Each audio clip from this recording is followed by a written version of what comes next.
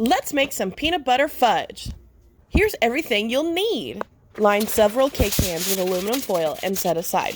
Butter a paper plate and a butter knife to help you prep the marshmallow puff. I like to do this because it makes it faster when I add it to the pot.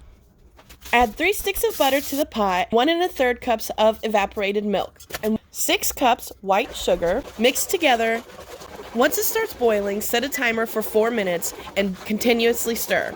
Don't stop or it might burn. Once the 4 minutes are up, remove from the heat. Add the marshmallow puff, add in your peanut butter chips, and add the vanilla and mix well. Pour into your prepared cake pans and let the fudge cool completely. Once cooled, remove the fudge and use a pizza cutter to cut into pieces. Enjoy!